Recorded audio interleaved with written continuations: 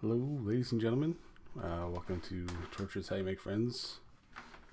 This one's sort of a special report.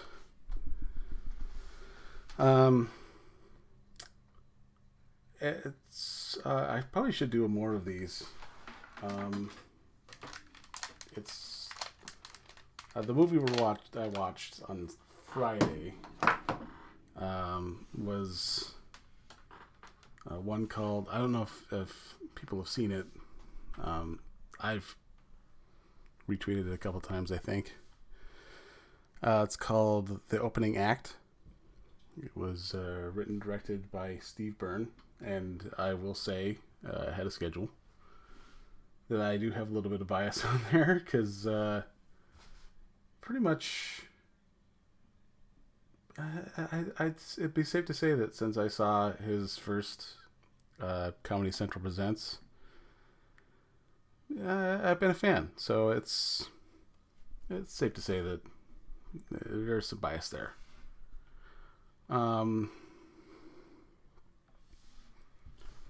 Let's see.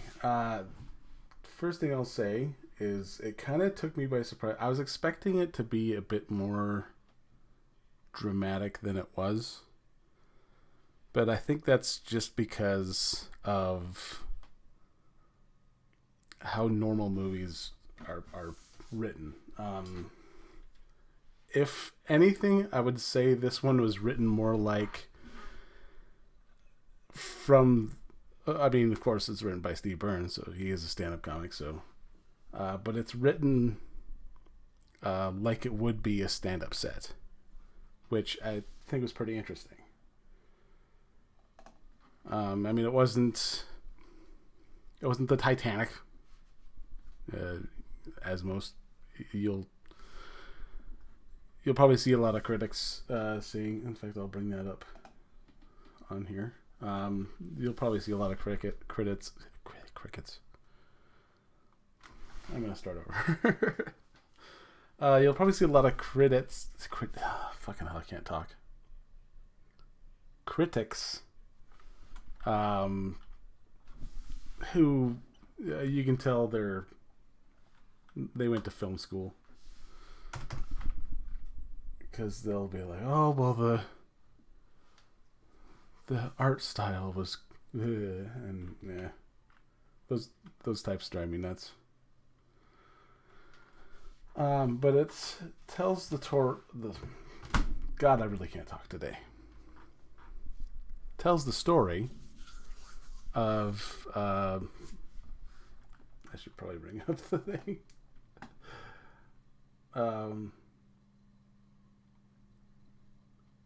See, here it says Will O'Brien, but his character goes by his stand-up character goes by Will Chu. He's played by Jimmy O Yang, who I'm not sure if you've heard of. I've seen a couple of videos. He does have a stand-up on Amazon. I've been meaning to check out. I just haven't gotten to that yet. And he plays a stand-up, of course, who works as a claims adjuster, actually under Bill Burr, who plays his boss. And his coworker is played by Roy Wood Jr. And he's kind of bumbling. He breaks a pen and ends up like smearing the ink on his face. He goes to microwave his lunch and it just explodes in the microwave, and that's really all you kind of see out of that character. So he's not really important, but the fact that he's cameoed by Roy Wood Jr. is the there are stand-up comics littered throughout this movie, which is really kind of fun when you can do that. it's like the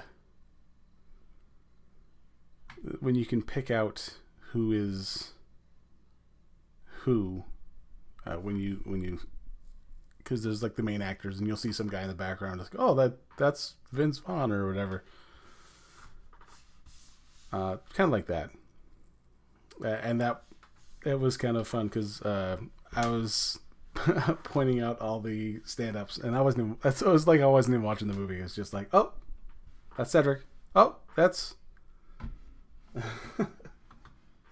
that's Felipe Esparza. That's Tom Segura right there. You know, it's yeah,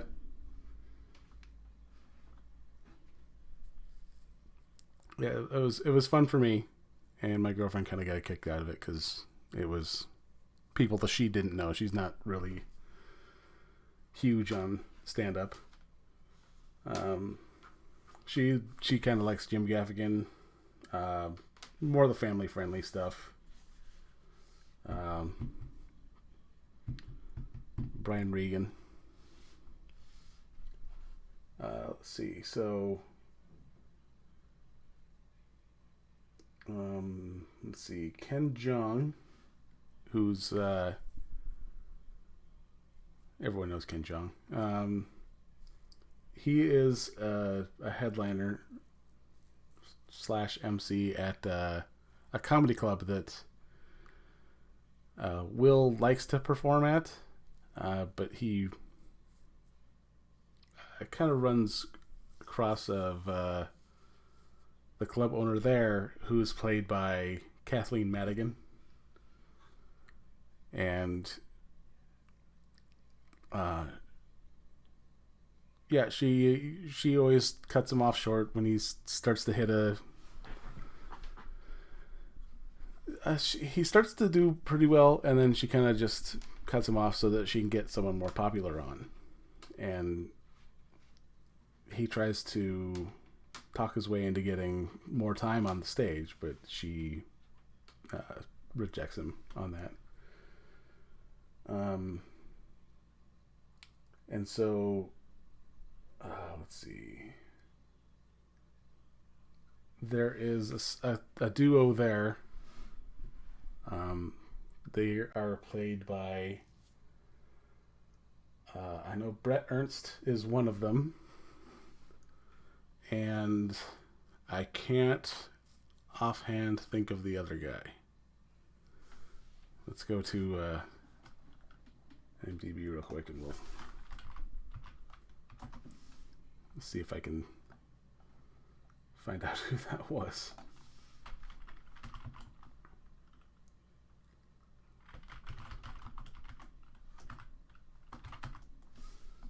All right, let's see.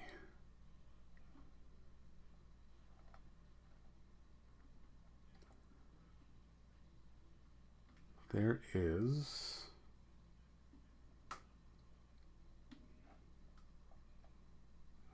he comes in later, so we're going to get to that. Pete Giovine.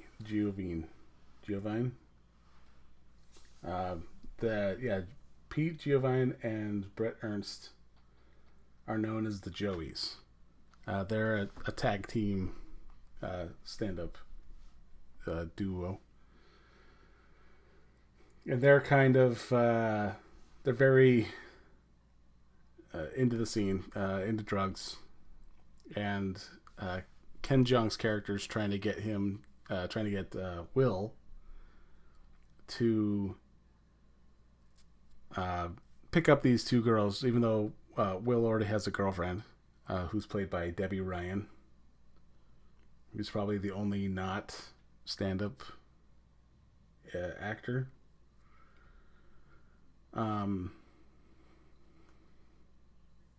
Or one of them, at least. Hey, Camel. Let's see.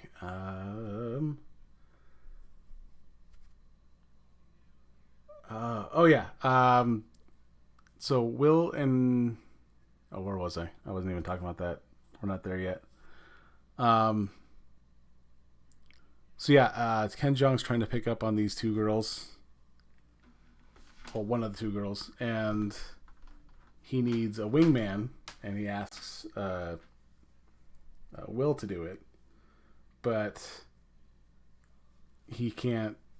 He doesn't want to flirt with this girl just so his friend can get hooked up. So he calls the Joeys over, and the Joeys kind of they ruin it for him by essentially immediately asking if they like blow.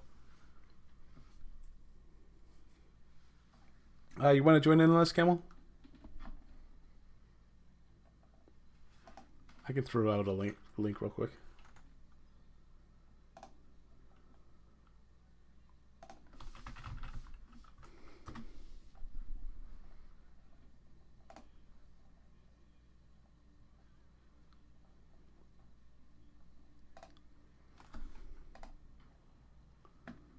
So let's see. Invite.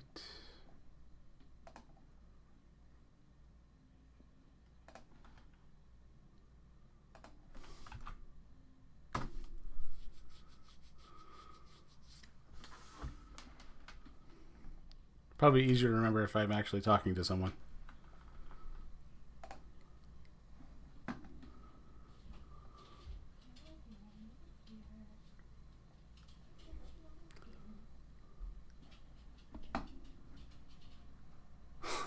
That is true.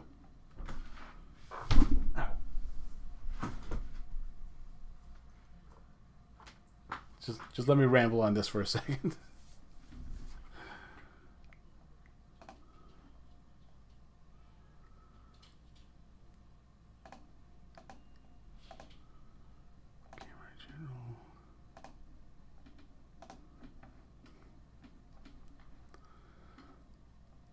So let's see.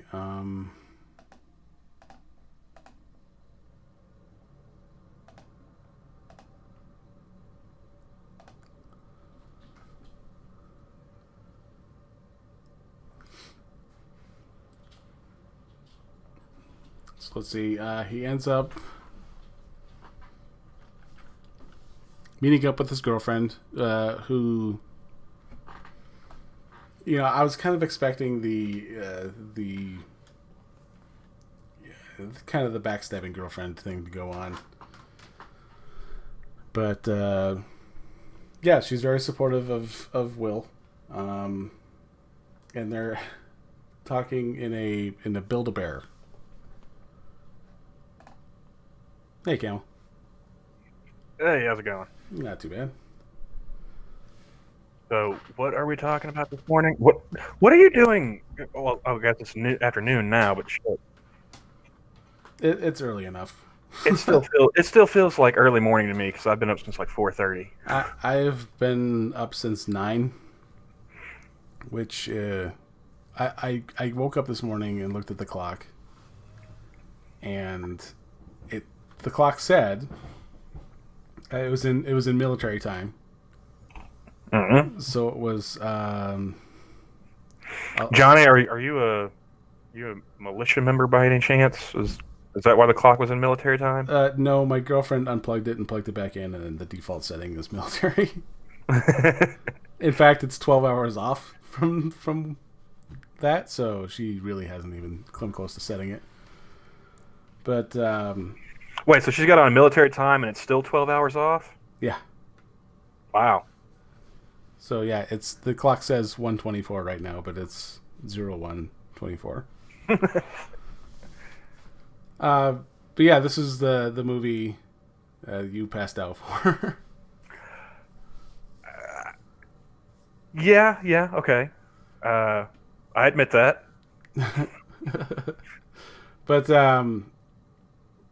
so yeah, he's talking to his girlfriend about what he should do, and she's not too keen on him being a stand-up, but she understands that it's his dream. It's what he wants to do. He is absolutely 100% set to it. Okay, yeah, I'm looking at the cast now. Oof. I mean, I see Bill Burr and Cedric the Entertainer, so that gives me hope. But then I also see Whitney Cummings and Neil Brennan Neil Brennan comes in later. He's actually kind of funny. I mean, yeah, he's funny, but like, I don't know. I always think of him as like, oh, he's funny because he was a writer on the Chappelle Show, not because of anything he's actually done on his own. Actually, I was gonna check out his stand up too. He's got one on Netflix. Right, Ted? Exactly. It's too early for this shit. Hey, Talek, how's it going? Hey, Teddy. Hey, Talek. So, this is the Steve Byrne biopic. Is that what you're saying? Kind of. It's not really it's not really a biopic, but I mean, see. It's kind of his story, but got kind of fictionalized, and it is very fictionalized. Like, if it is telling about his past, it starts off in the very, very, very, very beginning that his mom passes away, and then his dad passes away, and stand-up comedy was how they moved on. That's how they healed. And wait, didn't he have a TV show where like his parents were running a bar and shit? Yeah, and his parents are still alive. Like, his real parents are still alive. Okay, so you sold me a fake bill of goods, sir. I passed out now. I was told. Sleep was the proper decision. I actually feel validated in my choices for once.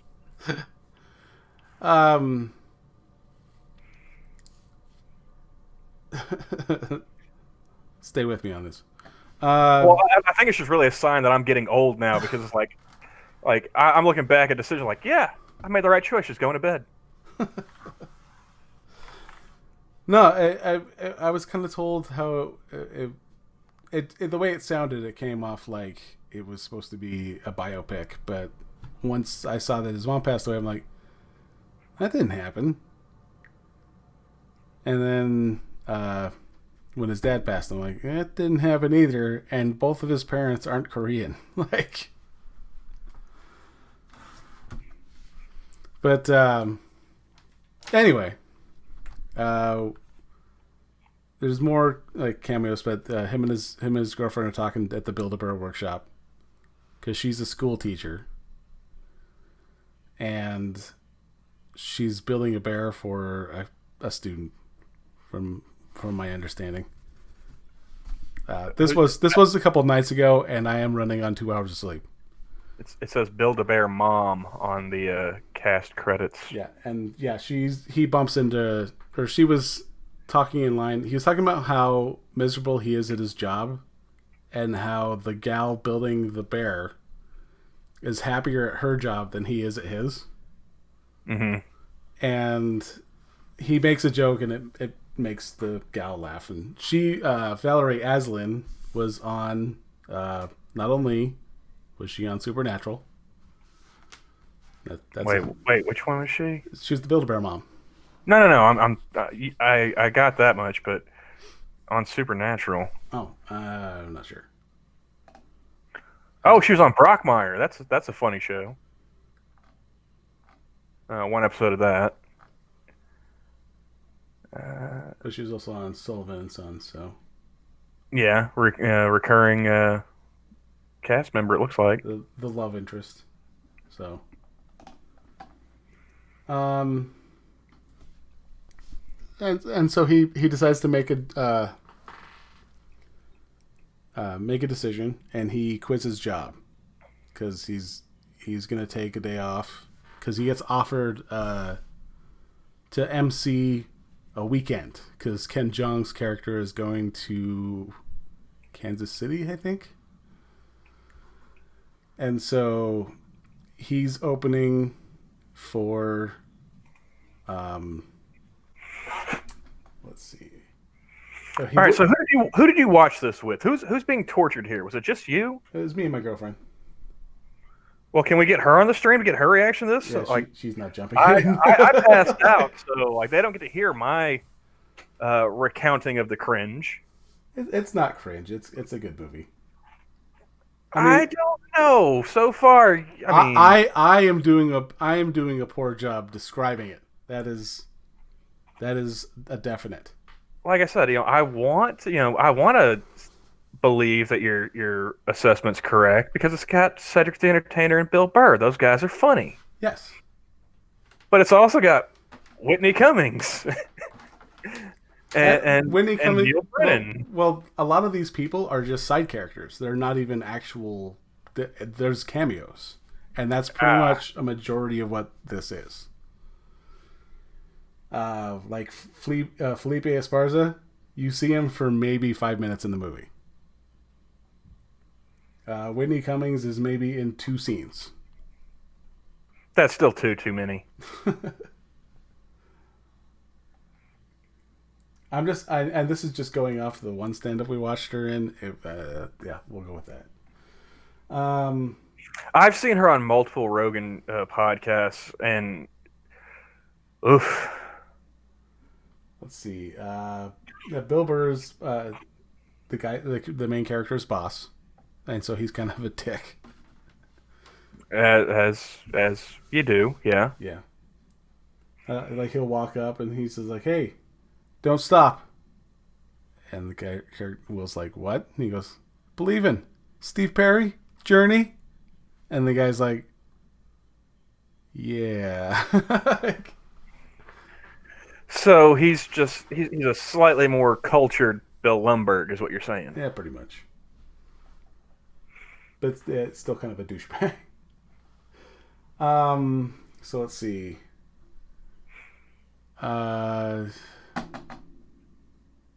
So yeah, he quits by threat. He's like, "Yeah, you're gonna give me this day off, or I'm out."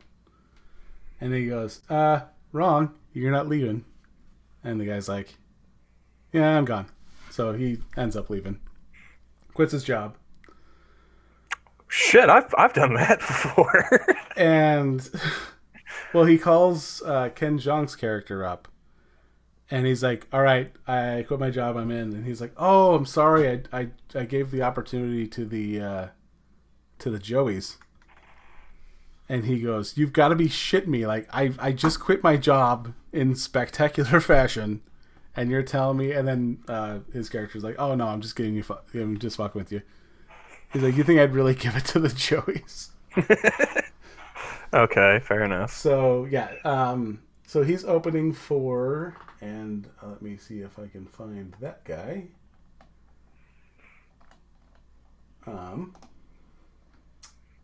So who are the Joeys again?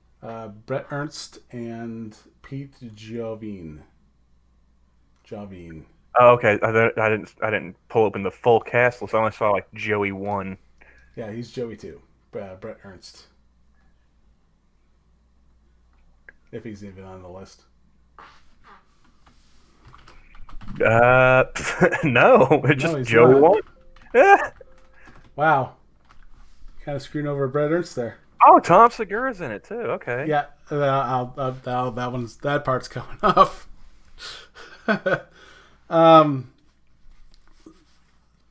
So let's see. He goes to some club.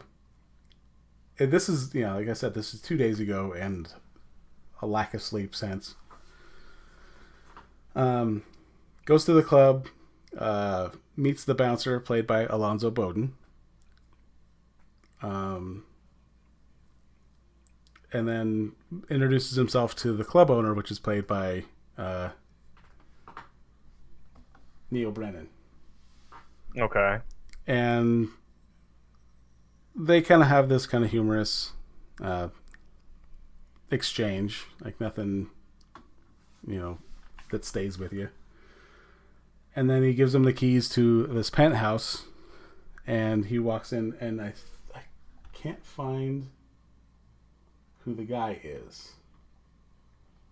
Oh, Alex Moffat, Chris. Chris is a stand-up. He's not it's Will's emceeing, and then he brings on Alex, and then he's bringing on Cedric the Entertainer.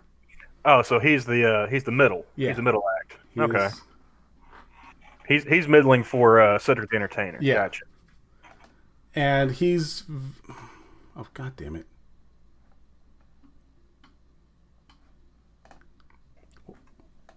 Well, that was fun. Anyway, so he does his set, brings up Chris, who is he's a bit of a drinker, very much a ladies' man, and it kind of irritates Cedric the Entertainer's character, who's Billy G, who's kind of like Sinbad. I would think it's the closest thing I can think of is he's Sinbad. Okay. He's a Man, what happened to Sinbad? You know, I haven't heard about him in a while. He put out a stand-up, I think 4 years ago. You know, that would be around the last time I think I heard about him. Yeah. Well, no, like, remember when it was Sinbad's the reason why we all found out about Hillary lying about coming under sniper fire and somewhere in Europe. Oh, yeah. Back when she was First Lady. Yeah, he's the one that broke that. It's a good thing he's not sad. I was going to say, it's like, maybe that was why I hadn't heard of him. Yeah, can we get a wellness check on Sinbad, please? In fact, I will tweet that out right now.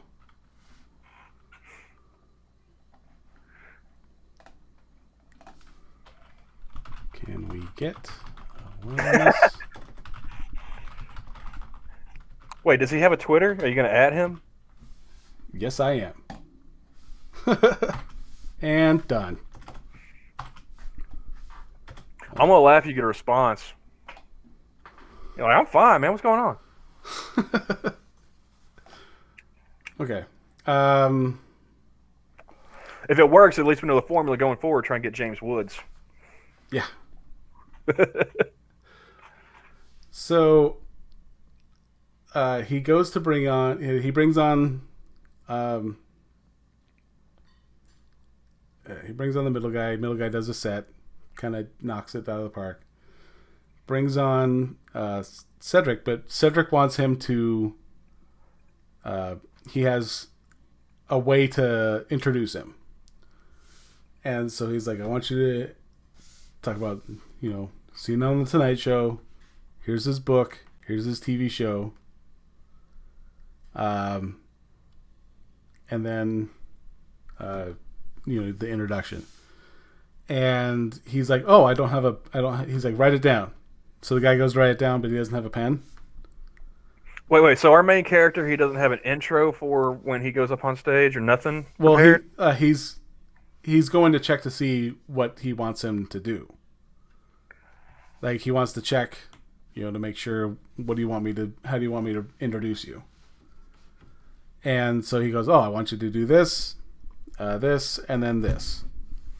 And he can't write it down because he doesn't have a pen.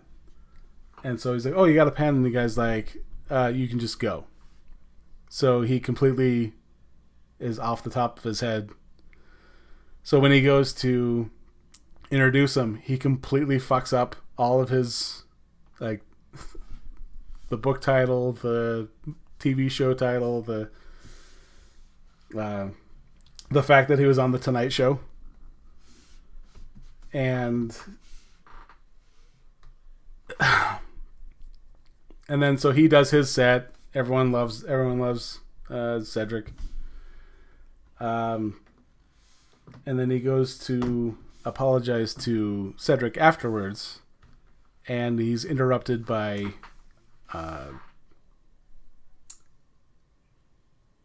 Chris. And so he pretty much sees Will, being that he's with Chris, as just a guy who just does stand up and goes out and gets drunk and tries to get as much ass as possible. So he's kind of irritated by that, and so he does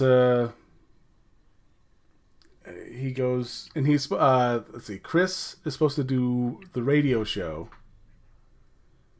at the next morning, so at like 7 a.m.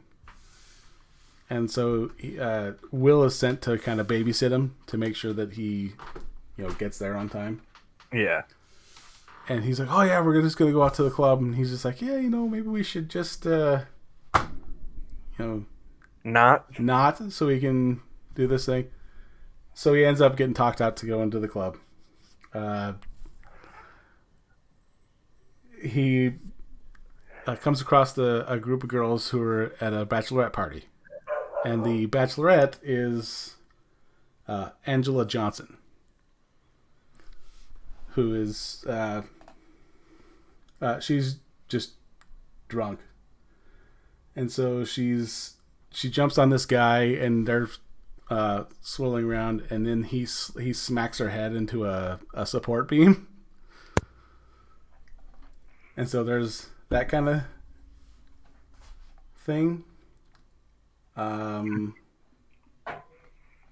So he's not very good at following directions or dancing, is what it sounds like. Well, it wasn't him. It was someone else. He was off trying to call his girlfriend, and that happened with a different guy at the place, and I think Chris ended up sneaking away, and so he got hung over. Will was hung. It shows the next morning. Nothing else really happens. The next morning, Will is being woken up by Chris. He's like, "Hey, we got to go to the radio thing. Let's get going." And so he ends up dragging Will out of bed instead of Will supposed to be doing the babysitting. And then they get to the radio show. The radio show is hosted by Russell Peters, and okay, and the producers are Eliza Schlesinger and Brooks Wheelan. Okay, I know who Eliza Schlesinger is. Brooks Wheelan used to be on Saturday Night Live, and I think his only contribution to comedy is being married to Grace. Oh, you said Brooks. I thought you said Brooke originally. Oh, and being married to... Yeah, he's not listed on this either. Well, IMDb is slacking. As well as he probably shouldn't, because he says maybe 2 words. But that's still, enough to get you credited for the movie. I mean, a couple of these people, they don't even have, names listed for their characters. That is true. I mean, I don't know about this movie, but IMDb is most definitely slacking. Yeah, not entirely wrong. But he's married to Grace Helbig. Okay. Wait, is she in this movie too? I've heard that name. No, she's a comedian? ? I was gonna say, I was like, you said that more like a question than a statement. She's a YouTube comedian. Okay. Whatever. Take it for what it's worth. Well, I mean, the question mark then makes it fair to the distinction between a stand-up comedian, a YouTube comedian. Those are differences that should be parsed. Yeah. Someone trying to be funny. Well, Terry, it started with the New York Post. To answer your question, got to work our way back from there. So let's see. And really the stories of the bachelorette party and emceeing in the comedy club are pretty much those are based on him, on Steve Byrne. Now, are we into the second act so far of the movie? Yeah. Okay. We're about the second half hour. And yeah, what's the runtime on this again? I didn't check that on IMDb yet. 90 minutes. Okay, that's not too terribly bad. Yeah. And what I was expecting was, kind of like how Funny People was, where it wasn't funny. Well, besides that, but it was way over dramatized. Yeah, because drama is the height of comedy. Yeah, as Well, we no, I mean like it can be, but yeah, that's true. But so let's see. He ends up in the radio show, and the guy's like, he's like, I've never done radio, so what do you got to do? And so because the guy invited him, mm-hmm.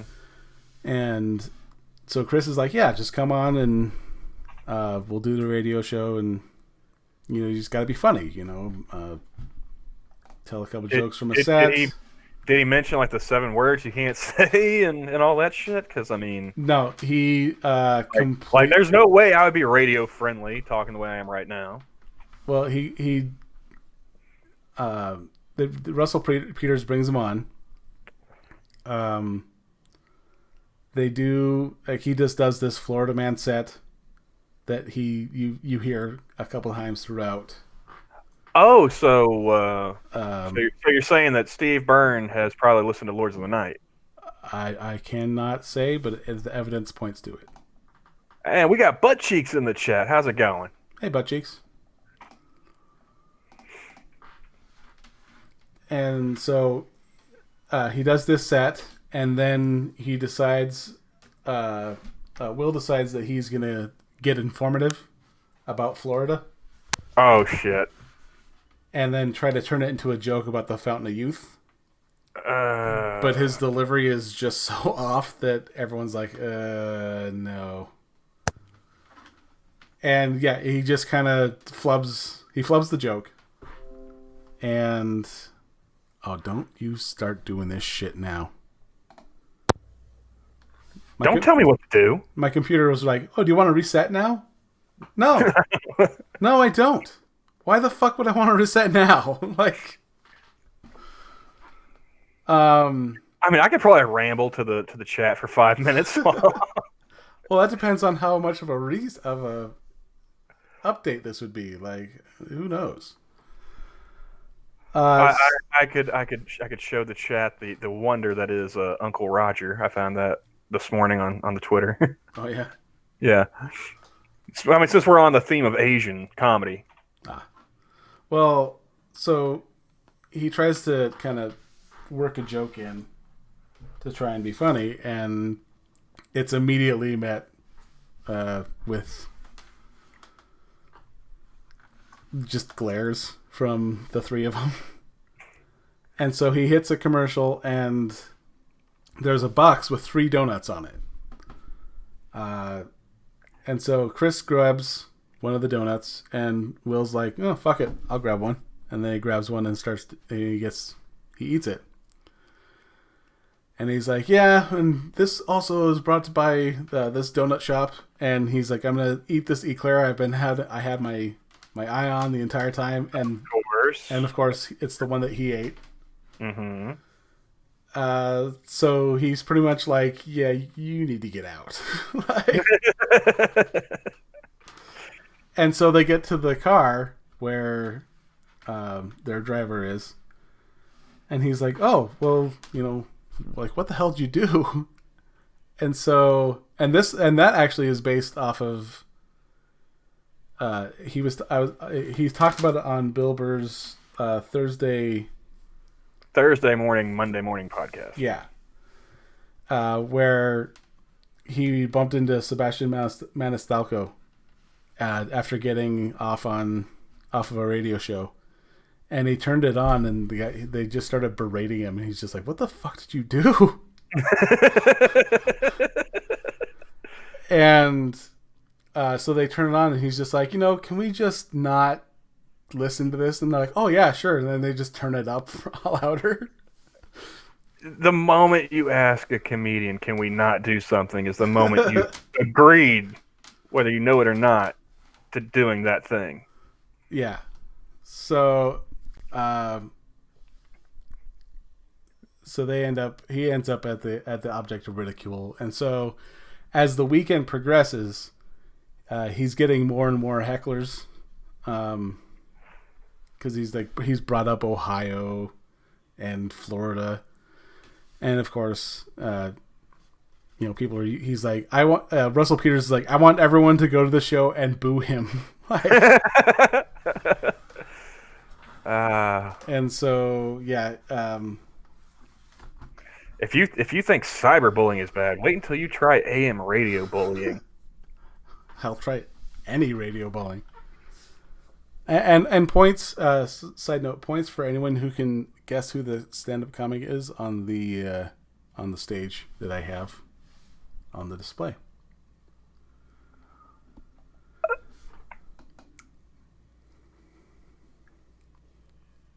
It's a doughy white guy, so that doesn't really narrow it down. It is a doughy white guy. Billy Gardell? No. But you're in the right region. What, geographically? I don't know where the fuck he's from. Well, no, he's a fat white guy. Like. Well, yeah, I knew that because I had eyes. I mean, like I said, that doesn't really narrow it down. I mean, for some reason right now, the only other doughy white guy comedian I can think of off the top of my head is Tim Dillon. I don't think it's him. No, it's John Panette. Oh, he's been dead for years. Yeah. Why would I think of him? Billy Gardell's still alive. I know, but John Panette's still funny. I mean, not that Billy Gardell isn't, but I'm just saying. I'll have to go back and watch some John Panette because I haven't seen him in forever. So I can't flat out deny you on this one. So yeah, he gets a few hecklers at the club. I would have thought John Panette was shorter. Well, you got one of the wide shots, didn't you? Well, I got a full body shot, and then if I shrunk it down any further, it would just start to pixelate. And I didn't have the time to look for a better picture. Or look for a better full body picture. Of course, if this were proportionate, he'd probably be like 9 feet tall. Well, I was going to say, if he was proportionate to the stage, I imagine he'd probably be somewhere around like where that like gold trim is, that line. It's like Andre the Giant. Well, oh no, I meant like shorter. he'd be closer to this gold line over here by the speakers than he would. Yeah, probably. So yeah. Anyway, so he goes back and he gets a warning from Neil Brennan that you're making my club look bad. You can't do that. Don't do shit like that again. And so,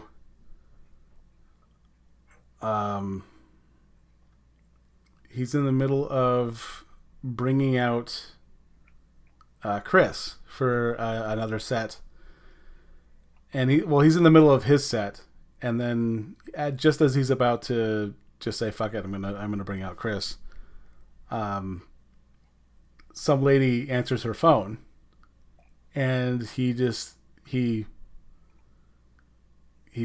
an idea, and he goes and answers. She's answering the phone, and then he goes and takes the phone from her, and brings her up on stage and does sort of like a crowd work type thing there, and it kind of brings the crowd back. And you see Cedric he laughs at it, and then he goes back to his room. And so, let's see. So he's kind of starting to piece it together. He's kind of warming up to who Will is. Well, no, I meant the kid, Will. He's starting to piece together actually being a comedian. Yeah. I mean, he does pretty good for doing, 5 to 12 minute spots. Mm-hmm. But he feels like he's not given his time. He just started. Oh no, he's been doing it a while. Professionally? Not professionally, but not amateurly as well. It's just in the very beginning, you probably missed that part. I think you're like 7 minutes in when I got started. Yeah, the first club he worked at was run by Kathleen Madigan. Okay. And she... Wait. she's not listed in this either. Now, she's maybe in 5 minutes. Like, Well, still. yeah. Like, I've been sitting on IMDb almost the entire time I've been on stream with you, scrolling through, looking at who's in this movie and whatnot. Like, I know who Kathleen Madigan is.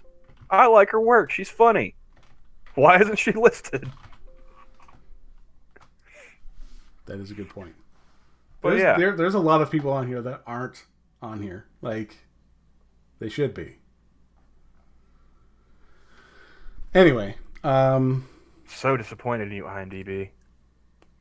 Of all people. So let's see. Hey, Becca, how's it going? Okay, so he had been doing stand up at a club previously. Yeah. That I did not know. Okay. So he was doing that on the side as well as his regular job. Yeah. Okay, cool. But but still, like, do we have an idea of, like, time frame, like how long he been doing it? Not really.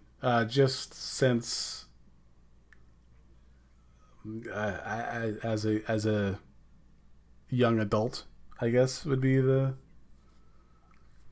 All right, well, this is an Asian dude we're talking about, so, like, how old is he? Because I can't tell based on on IMDb. It doesn't really go into the story This about kid, dude, this guy could be like 10 years away from retirement. I wouldn't know. Oh, he was born in Hong Kong. He is Chinese. He made it out.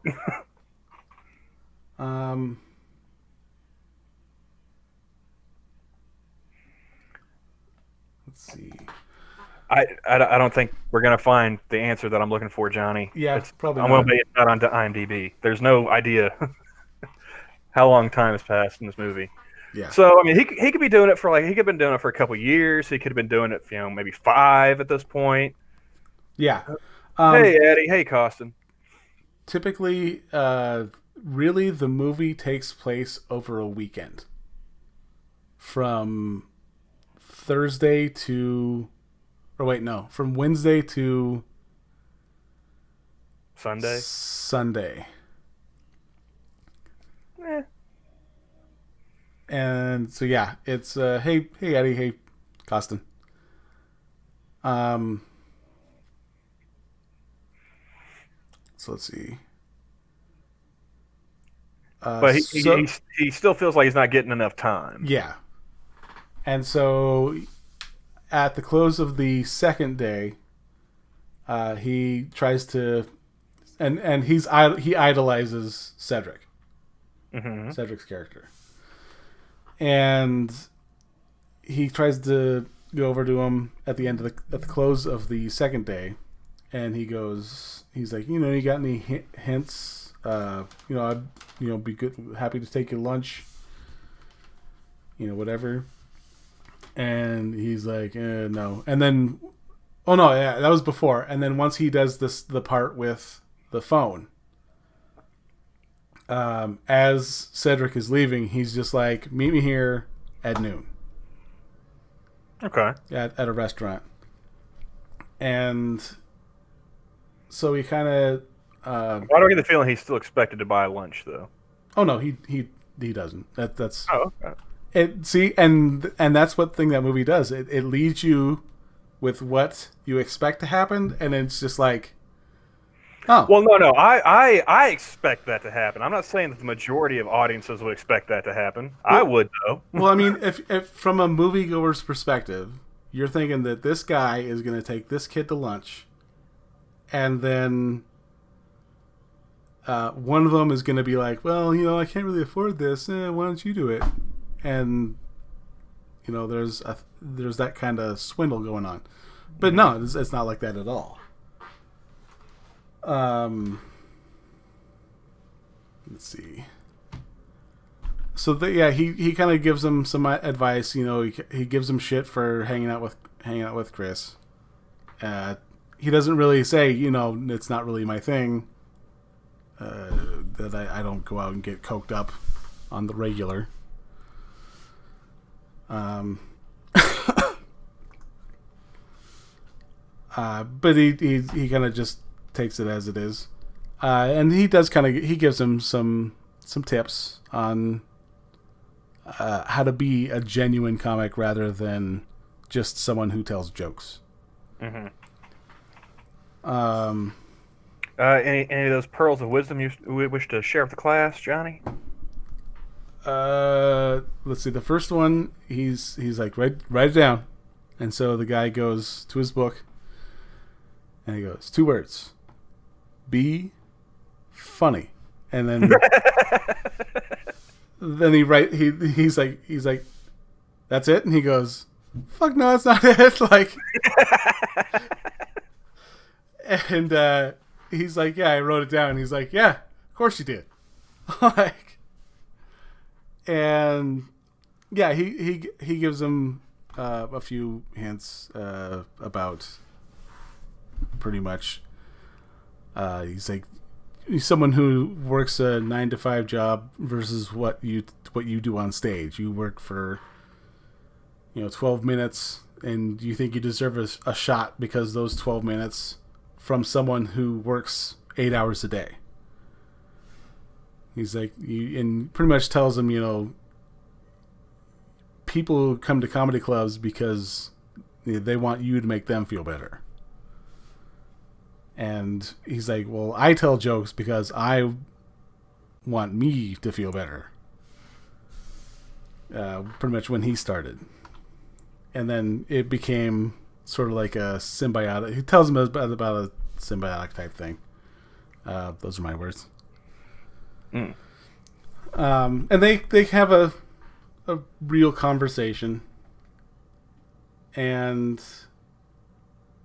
it kind of helps him to work out, because he's trying to force himself to be funny, and he's like, dude, just work out your jokes and don't tell anyone. And he goes, because he wanted to run lines by him, he goes, no, don't tell anyone your jokes. Work them out by yourself. And yeah, he shows him in a park, and he's trying to work these jokes out, and then camera pans over, and there's 2 little kids just staring at him, all cross-eyed and drooling. So the jokes weren't that funny. Well, not to a 5-year-old.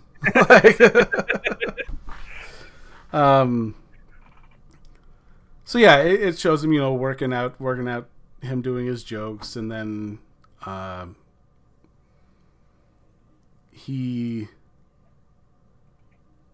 think it's the Saturday. He's like, "Oh, I'm going to try some new stuff," and Chris is like, "Dude, don't do any new shit on a weekend. Never do new stuff on a weekend."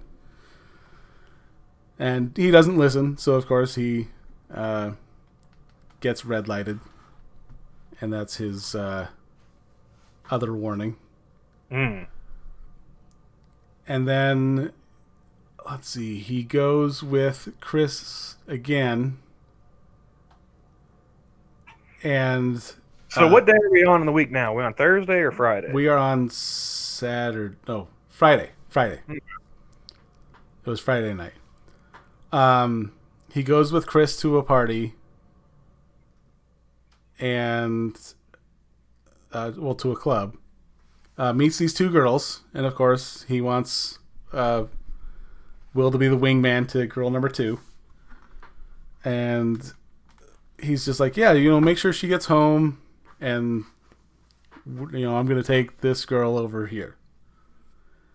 And so he's like, oh, yeah, where's your address? And the cabbie, who's played by Felipe Esparza,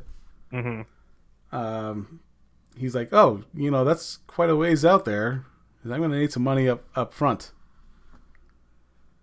And he's like, all right, so hands him some money. And it turns out like there's like it's like this out in the boonies. And she's trying to get him in the trailer, and he's like, I'll just be right back. Of course, don't.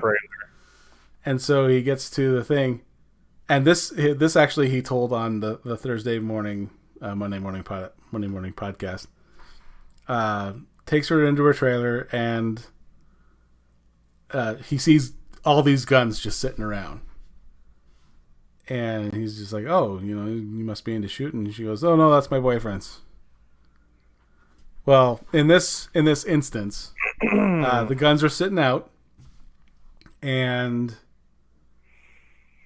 all of a sudden he's like, yeah, you know, someone likes the guns, and she's like, oh, it's, you know, they're from my boyfriend, and he's like, oh shit, you know, I don't want to be a part of this, and so he goes to leave to get the cabbie back, and he hears a car pull up and hears the police siren tweeting. And it's, you know, an officer is being over the loudspeaker. And he jumps out the back window and hides under the trailer. Well, she goes out to meet him. And he's just like, you know, it's been a stressful day. We need to take care of some business. And he drops his pants, and she starts blowing him right there. And she's looking. I'm taking it this is the boyfriend. Yeah, her cop boyfriend. And where's the cabbie? The cabbie's gone. The cabbie is long since gone. He drove off before they even got into the trailer. He's like, I don't feel good about this, man. I'm out of here. And he takes off. So she gets him in. She puts him in the house, and he's like, all right, I got to get going. And then, yeah, out the window and under the trailer. Well, she runs out there, and he's, you know, drops the pants. She starts blowing him there. And she looks at him, and he's like, and Will's like, don't look at me, bitch. No, like, like, and so she looks, she just goes, well, it could have been you. And he goes, what'd you say? And she's like, oh, I meant, you know, it could have been you. Then she talks him into thinking that she was talking about something else. And so, as she's working her magic on him, he has a shotgun, and he starts shooting all these figurines that are set up around his yard. And so he's like, all right, bitch, let's get vertical. And then picks her up and takes her into the trailer, and then he escapes. And so so this is Tom Segura we're talking about. That is Tom Segura. But it's later found to be Tom Segura. Like, you don't see his face until later, after he confronts Will about it. Which actually happens on Saturday.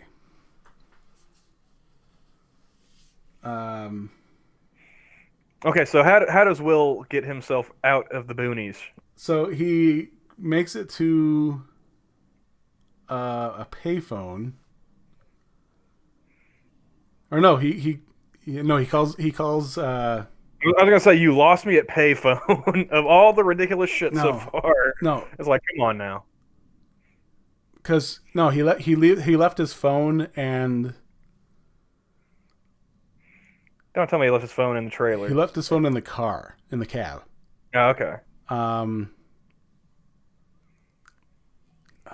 man, I'm trying to remember how he got out. Anyway, he was able to make contact with the cabbie. And the cabbie's like, you know, man, I'm sorry I left you there. You know, I just couldn't get out of there. And so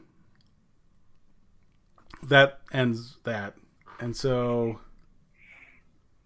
now it's Saturday,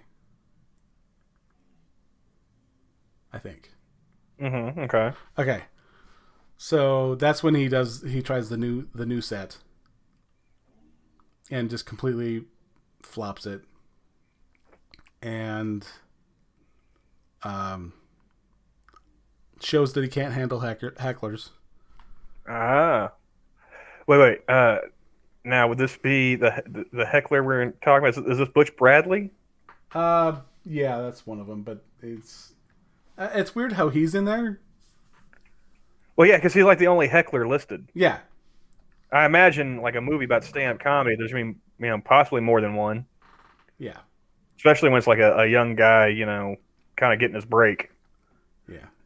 Well, and what's really funny is as he's trying to do crowd work, as was suggested by Cedric, he happens upon a couple, and he's just like, "Oh, are you guys sisters?" And they're like, no, we're mother-daughter." And he's just like, "Yeah, where's your husband?" She's like, "Oh, he's not with us." So he's like, "Oh, is he out doing a guy's thing?" And they're like, "No, he's dead."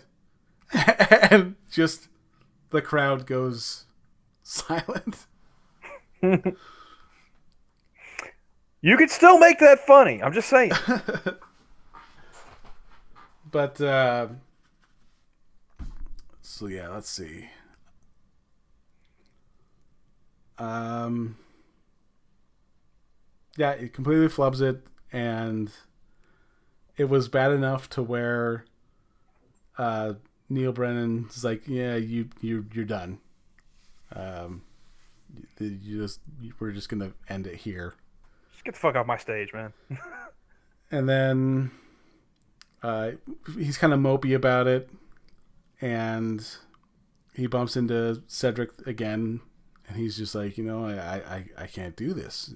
And he's just like, "Oh, so you're going to be a bitch and quit." Pretty much. And he's like, "Well, I fucked it up. I can't I can't do it." And he's just like, "Yeah, you bombed. You bombed miserably. And you bombed hard." He's like, "But, if it's something you want to do, you can't give up because you have one bad time." Sound advice. And so he kind of pulls him out of the funk, and goes to Neil and kind of begs for the Sunday spot, because it's the final day that he was supposed to. Mm-hmm. And he goes, "Okay, you get one chance." And yeah, just pretty much nails it, and pretty much the end. That's pretty much it. That's It's not bad. I would say, if I was to give it a rating, 7.5 out of 10. out of 10. 7.5 out of 10, huh? Yeah. You're more generous than IMDb, because they're only giving it a 5.8. Well, IMDb's full of shit. They forgot half the cast. How are they supposed to? To see, even like Rotten Tomatoes, where we get our riveting. I think the last I saw,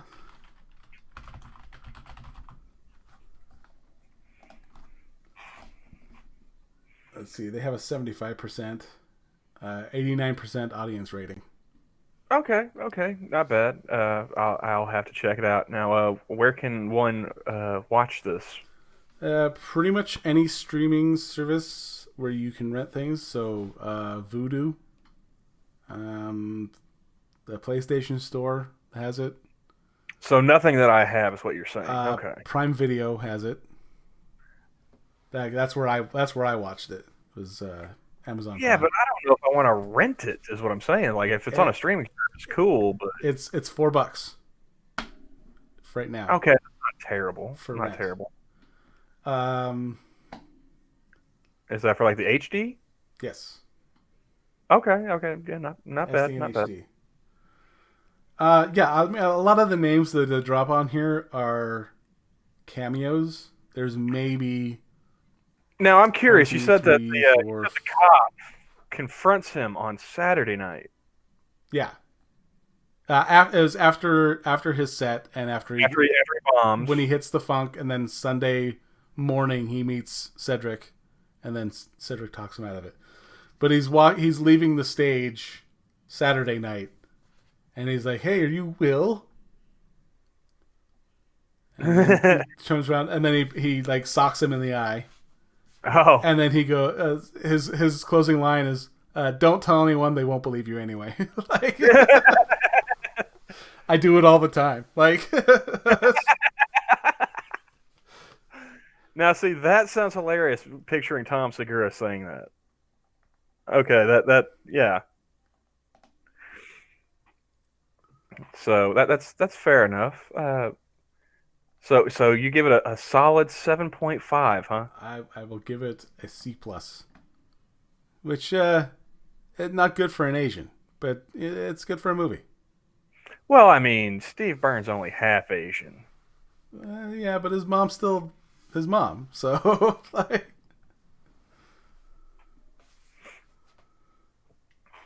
but like I said, my description of it is not giving it justice because I have no notes, and I have it was 2 nights ago, so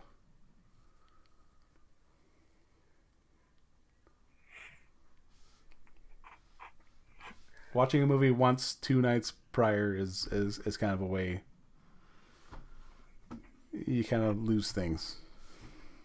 I admit I did tap out, but in my defense, I thought I was going to be going to work the next morning. That is true. Problem is, I didn't. I actually I would be willing to do a movie night or afternoon one of these days to watch this movie again. Well, you heard it here, folks. Johnny's willing to give this a second viewing, so it must be decent to an extent. Although, to be fair, we did watch Nanette multiple times before. No, that is very true. Which one other one was it? Douglas. Yeah, we watched that one multiple times too. So it was Nanette, Douglas, and the Whitney Cummings one. No, we didn't. We haven't done a Whitney Cummings one yet. Yeah, we did. We did? Yeah. Are you sure? With the sex bot? How high were you? Like, yeah. Enough, Johnny. I successfully managed to block it out. I don't recall this. I recall there being something about. I remember seeing her on Rogan talking about like the making of the sex bot. I don't recall actually watching a stand-up special though. Wait. No, it's coming back to me. Whitney Cummings, Can I Touch It? Okay, yeah. Damn you for dredging up these horrible memories, Johnny. Well, you were high when you watched it. Well, I mean, you gotta be well lubricated to watch some of this shit. That is not inaccurate. Dell makes a good point. He says, "How high were you?" Well, you got him to watch Whitney Cummings, didn't you? Yes, I did. I mean, that's saying something in and of itself, Johnny. Just remember, folks, I am the original torture victim, and misery loves company. Who was the first ones? I think The first one. I think it was you. It was you, me, Terry, and Gabby. Yeah. And we watched Net. Can you believe that's been over 3 years now? Yeah, that's been a while. It's ridiculous. I think Jack Cochran was the next one. He was. Yes, because it was Ali Wong. Was it Ali Wong? I thought we got him for the Sarah Silverman one. Was this another one? All right, let's look this up. You know, there's no way we would have if we'd gotten Jack to watch an Asian. Trust me, I wouldn't have forgot that, man. Probably would have turned him off of Asians for forever. No, he'd be sitting there making jokes about how he could reform her and stuff. That is true. You know, he'd look at her as a project, like I can fix her. And I can already hear Terry in the chat right now. This is just feeding his conspiracies. No, I'm pretty sure we had him for Sarah Silverman because I think you and I were the only ones that actually watched it. Yeah, I think that's when we started with we had Gabby and Terry also, I think. Yeah, I Let's think you and I are the see. only ones that actually watch it. So the only ones we really tortured were ourselves.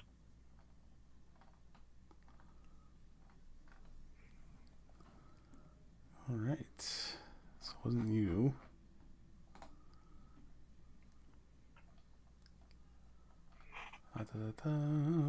Tests. Nope. Yeah, Cynical Lindsay was Amy Schumer. I remember her having to go run for a bottle fairly quickly. Yes. We were screaming for Moonbase all through that one.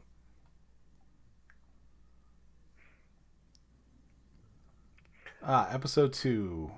Yep, Sarah Silverman. What was that one again? The Speck of Dust. Oh, that's right. Right. For some reason, the only one I can remember by the title was that Jesus is Magic one she did Hmm. back when she was still banging Kimmel. Yep.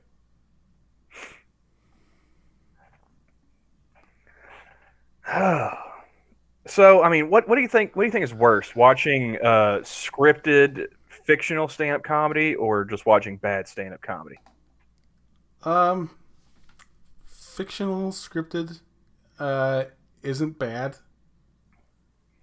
Uh, I've always unless it's like, because I mean, you can tell when the jokes are real and when the jokes are kind of like overacted.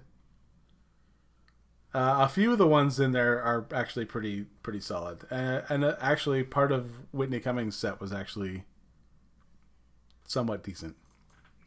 I'm gonna assume that Steve Byrne wrote that for her. Yeah, you probably wouldn't be far off.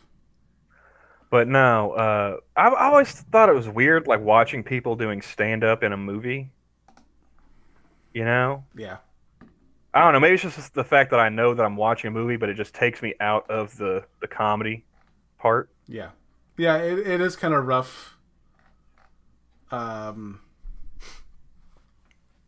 I don't know if if they do it for all movies, because I know that they did some of it for like Funny People. They wrote their And own. oh yeah, yeah. They wrote their own Now, sets.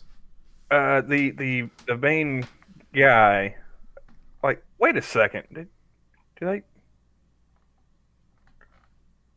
do they not even have the main guy?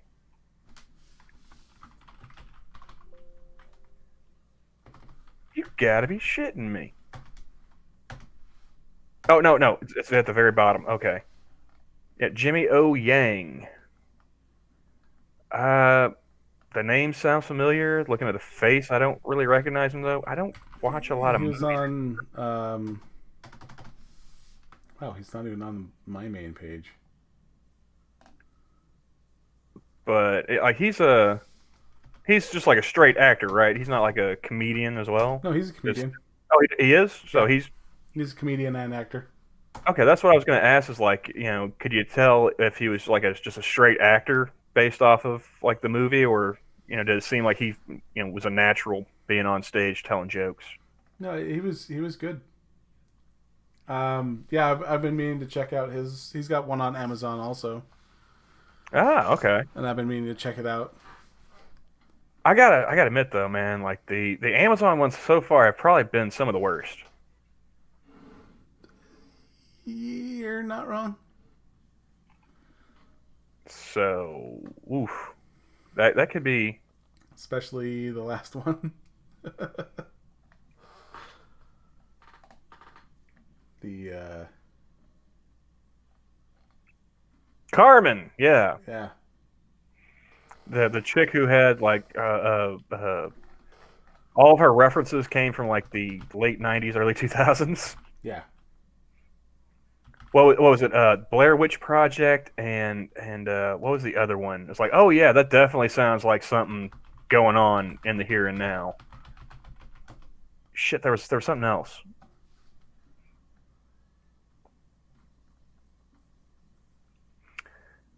I don't remember. She wasn't funny, so I tried blocking that one out too.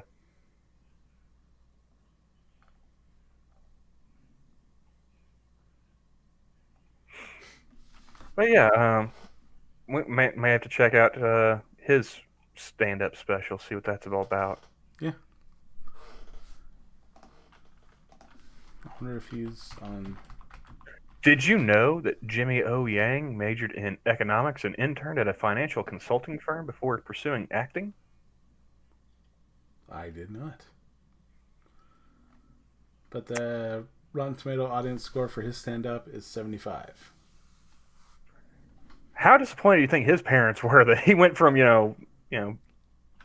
economics and finance? So, like, you want to be a what?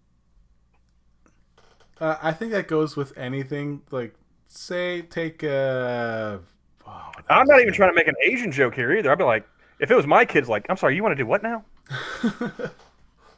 Now, take Joe Coy into consideration. Like, his mom asked him what he wanted to do, and he's like, I want to be a stand-up. And she goes, no. Yes, I mean, that's like, no, like, no. I don't know, man. Like, if I had a kid and the kid was funny, I'd be like, yeah, I mean, that's a possibility, But yeah, like, no, don't do that. Like, I've listened to enough comedians like you got to be fucked up in some way to be a comedian. I think that should break your heart as a parent. If you got a kid that says they either want to be a stripper or a stand-up comedian, you failed. well, if your kid wants to be a stripper, You failed. As a beginning profession, you should probably have CPS called on you. Well, how about this? If your kid ends up being a stand-up comedian or a stripper, you failed. That's more like it.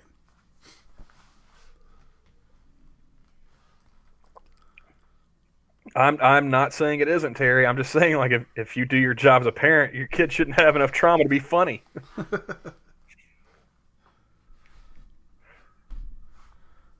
But yeah, so that is pretty much the movie. You can be funny or you can be well-adjusted. You can't be both. Which is actually not entirely true. Well, yeah, I guess it's not entirely true, but for the most part, it is. Because take Bo Burnham for example. A lot of people ask, well, what his story is, and he's just like, I don't have one.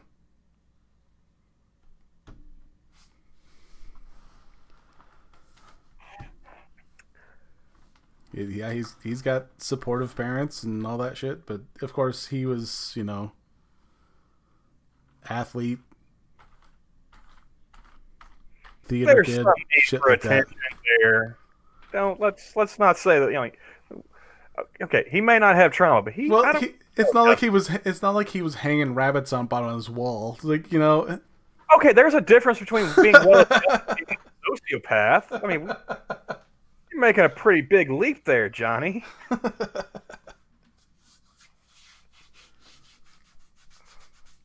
I mean, come on, God. It's like we went from Bo Burnham to Patrick Bateman. Well, it could have gone from Bo Burnham to Patrick Bateman to Buffalo Bill.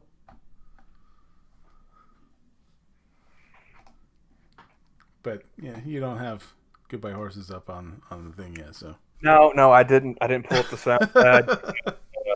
I saw you went live, and I didn't have my headset plugged in. Apparently, I gotta have that plugged in when I turn the computer on, and if I unplug it while the computer's on, it fucks up SoundPad.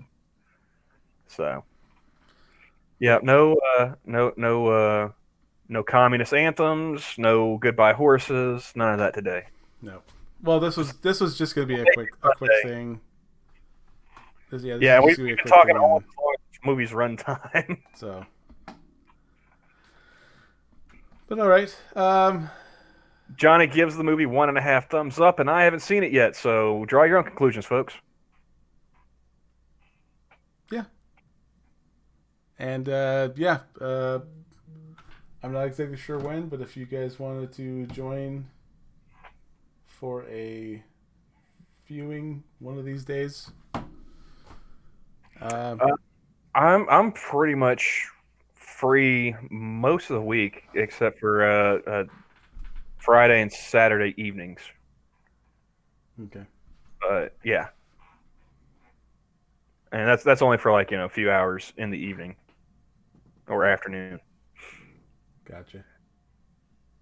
But yeah, I mean, if you wanna do a hangout like in the server and watch the movie or whatever, yeah, I'll tag along this time as long as it's at a fairly reasonable hour. Yeah, And Terry, he's in, so sounds good.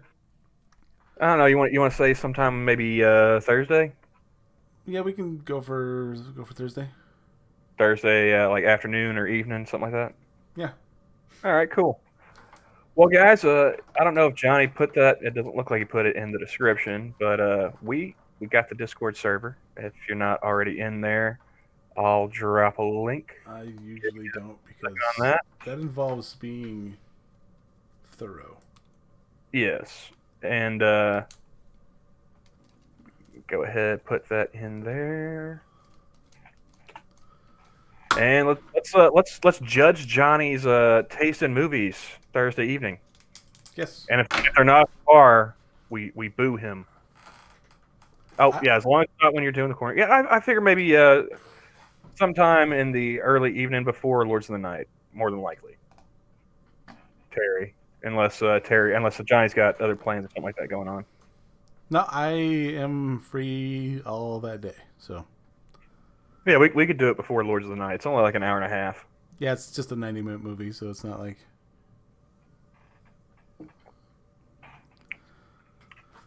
Yes, yes. We will be the judge of whether or not this is a good movie. And there will be consequences, Johnny. There will be consequences. okay. So what if it is a good movie? We'll give you a hearty attaboy. There we go. I'll take it. All right. Well, All right. I'm gonna go hop off here. I'm gonna grab me some lunch. Yeah, I am. Well, I'm good till dinner. I got to reboot my computer for this update, and then I'm gonna be testing some settings on OBS. All right. Cool. So you'll see some things pop up here and there. If you want to swing by, go ahead and check it out. Oh, hello. Goodbye, Sora. Hello and goodbye. You're too late, Sora. Sorry But about you can that. watch the replay. All right. You guys have a good day. Bye, everybody.